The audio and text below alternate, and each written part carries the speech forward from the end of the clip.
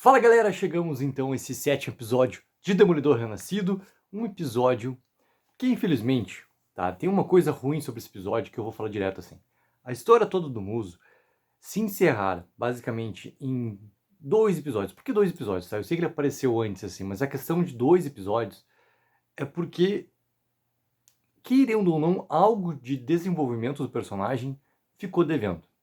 Eu queria muito que esse personagem tivesse um pouco mais de tempo de tela, um pouco mais de desenvolvimento dele, para que também tivesse mais possibilidades de confronto e que ele tivesse ali como essa peça catalisadora também de algo que é claro que vai acontecer, que é novamente essa aproximação todo do embate, né, do Matt com o Fisk, do Demolidor com o Rei do Crime. É isso, entendeu? Ele serve ali como essa força toda catalisadora para ter novamente, né, os caminhos todos que levam para esse confronto novamente acontecer, que vai ser algo que eu falei na crítica do episódio 6, colocado ali pro season finale, tá? Como a gente já sabe que vai ter segunda temporada, estão sendo anúncios já de elenco e tudo mais, fica ali para esse momento de encerramento de temporada. Então, assim, para mim, querendo ou não, assim, o que mais pegou contra esse episódio é tu encerrar a história do Muso já nesse momento aqui. Teve algo, tá, que eu coloquei no final de semana, num vídeo de teoria, colocando que, para mim, o Muso, ele era realmente ali o Bastian, por causa, principalmente, exatamente, daquelas imagens que o prólogo do episódio coloca pra gente, para justamente, assim, nos lembrar que houve um momento onde, né, aquele ser humano ali chamado Bastian, ele esteve presente lá na sessão de autógrafos da Heather, tudo mais, e chegou, se aproximou, conversou com ela e falou que gostaria muito de ter ali, né, uma sessão com ela, aquela coisa toda. Justamente por causa da montagem que se repete nesse prólogo, também colocado ali. Quando ela fala sobre máscara, sobre elementos assim, a imagem vai para ele, ele dá ali, né, um mínimo de expressão que a gente já percebe, ok, é a série nos conduzindo para indicar quem é realmente o músico com essa identidade secreta. E esse episódio aqui, o que ele entrega muito, né? Ele dá um mínimo de um passado do personagem e até colocando, né, algo ali sobre como que esse cara sabe lutar, como é que ele enfrentou o Demolidor daquela forma que ele enfrentou no episódio passado, de onde é que vem, né, essas habilidades. Ele tenta preencher ali um passado. Fala dos pais, fala dele, fala ali a relação do treinador, do que ele fez com o treinador, e coloca também quem ele é de verdade, qual é a sua real motivação para estar fazendo o que ele está fazendo, e como que também ele quer colocar isso perante a toda a sociedade, digamos, de Nova York, aquela coisa toda ali. Ele quer mostrar quem ele é de verdade. Se a gente for pegar esses aspectos todos em relação a serial killer, as suas motivações, o que realmente leva, né, o ritual, todo o processo de escolha de vítima, como é que vai acontecendo. Esses fatores, o episódio ele tenta, durante aquela conversa ali do Muso, ainda Bastian, né, junto com a Heather, de colocar essas informações pra gente ali e preencher o mínimo que deveria preencher em relação a esse backstory tudo do personagem ali. Eu gosto daquele momento, tá, porque acho que a maneira como vai sendo conduzida toda a questão de roteiro e questão de direção, dando tempo realmente para a interpretação dos dois atores ali e a gente vendo esses personagens irem nesse crescente até chegar no momento onde tá claro, né? E o detalhe do sangue escorrendo e dali que ele pega e faz o desenho onde a Heather, por completo, já identificou quem estava ali à sua frente e tudo mais. A construção da cena em si, ela é muito boa. Ela é muito bem feita, tá? Em todos os aspectos ali que precisam realmente para tu ir crescendo e tu chegar numa tensão daquele momento ali. Só que, ao mesmo tempo, eu fiquei torcendo muito que não tivesse a morte do Muso naquele momento ali.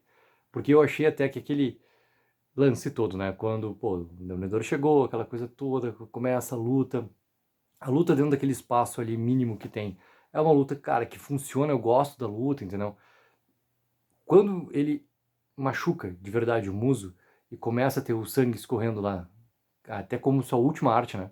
A arte pela arte, a arte por a arte, como tá colocado no título do episódio ali, é a última arte que o Muso tá fazendo, realmente entregando, que é literalmente o seu próprio sangue colocado ali, onde ele obviamente colocaria todo o sangue da Heather, ele coloca o seu próprio sangue ali e o simbolismo todo daquela cena realmente é esse, ele é o executor da sua própria última arte. Eu achei que ali seria só a morte. E quando ele começa a ainda contra-atacar e rebater e lutar contra o Demolidor, eu, cara, tomara que esse personagem não tenha seu fim, a Força-Tarefa tá chegando, tomara que tenha algo mais do personagem ainda, porque a gente tem mais 2 episódios ainda, tomara que não se encerre a história aqui. Só que daí ao mesmo tempo, por 2 segundos batendo na minha cabeça assim, como eu já tinha feito o vídeo de crítica, colocando assim, o que tinha sido falado pela imprensa americana, que teve acesso a todos os episódios, né? Já tinham colocado ali, antes do começo aqui, de Demolidor Renascido, na Disney, já estava pontuado que a história do Muso, ela não era aquilo tudo que ela se desenhava, porque ela não tinha ali esse tempo todo de desenvolvimento. Então, esses 2 segundos que passou na minha cabeça durante aquela sequência toda, ficou assim, ó, claro que, não, a gente realmente vai ter a morte ali. Eu gosto daquela parte onde a Heather pega e toma, né, o ato final ali, por causa de tudo que estava acontecendo com ela antes, ou seja, é um ato que ele faz sentido para a montagem toda da cena. E ao mesmo tempo, a gente tem essa confirmação por completo que o Demolidor, ele renasceu no episódio passado e aqui ele está já assumido como. E ele está de volta. E aquela parte toda em paralelo, né? O Fisk em relação ao Rei do Crime, eu acho que as 2 cenas que a gente tem nesse episódio dele com o Buck mostram muito que ele também está cada vez mais nesse crescente. Também por causa do resultado ali, né? A Vanessa passa pro Luca, aquela coisa toda, o Luca vai lá para executar e acaba sendo executado. Ali também tem esse crescente novamente do Fisk, em paralelo ao que está acontecendo do Matt quanto do Demolidor, ele também está afirmado como o rei do crime ali. Ele é um crescente, tá? Ele não é um crescente assim tão abrupto quanto, mas eu acho que essa parte abrupta já está muito clara por causa do episódio passado, o episódio 6. Então aqui são outros detalhes que tu ainda precisa ver em toda a organização criminosa, aquela coisa toda, que é em paralelo à força bruta, digamos assim. Então, eles estão sim em uma ascensão, só que essa parte toda de renascerem, eles já renasceram, agora é a questão dessa afirmação toda.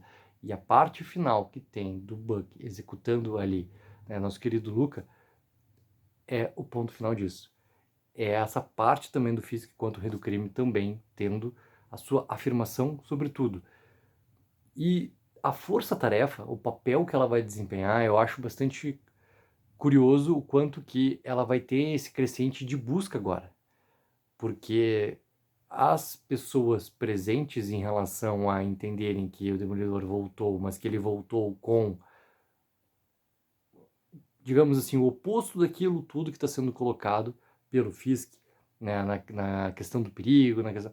A Força-Tarefa, ela, independentemente, ela vai ter que executar tudo que o Fisk for colocar e vai ter, sim, que ir atrás dele. Para mim, esses 2 próximos episódios vão ser realmente esse embate aqui.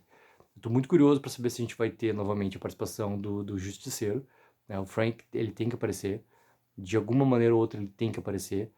E também, que tipo de relação que ainda vai ter a partir de agora em relação ao Matt e a Heather e ao Fisk e a Vanessa. Porque o Fisk e a Vanessa é obviamente que o Fisk sabe exatamente quem foi, né, a mensageira de onde ele estava. Aquilo ali tudo é uma situação completamente armada por ele, para que realmente fosse, digamos assim, escancarado toda aquela situação que se desenrola. É basicamente isso. Né? Ele se coloca naquela posição para que tudo seja escancarado.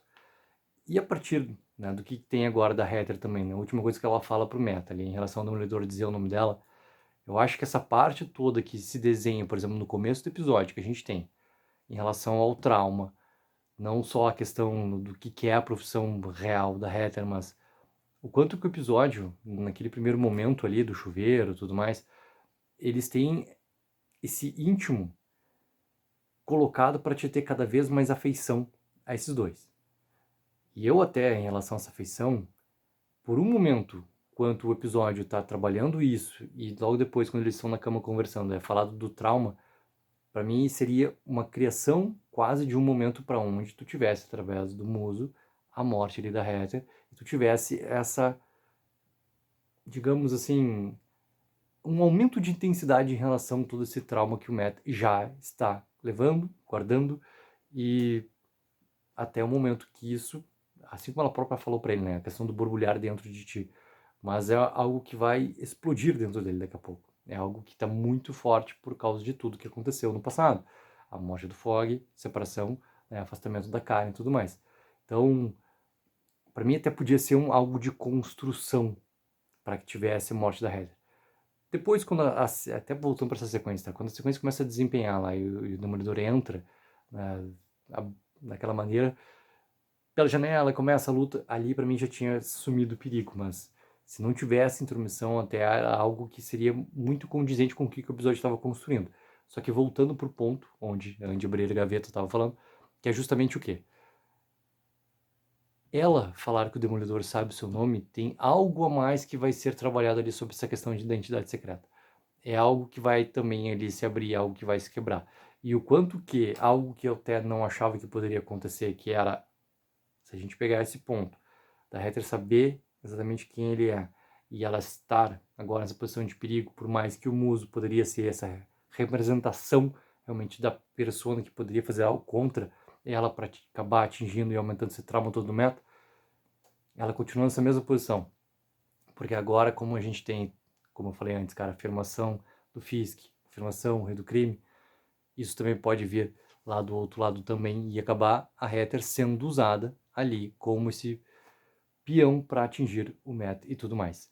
Então, galera, foi um episódio muito bom, um episódio que eu abro essa crítica aqui falando realmente do único ponto talvez que tenha me incomodado nesse episódio, que é justamente tu não ter mais tempo de tela para deixar esse personagem ainda mais ter importância dentro dos eventos, que para mim ele poderia sim ter importância para realmente não ser só uma força catalisadora desse começo, desse renascimento dos dois ali, mas que poderia entregar algo mais ainda dentro da série.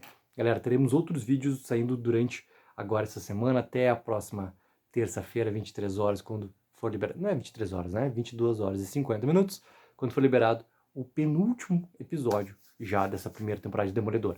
Coloque abaixo nos comentários o que acharam do episódio e não esqueçam sempre de dar aquela ajuda que é mega importante, de curtir o vídeo e assinar o canal. Take04, viva o sonho aqui!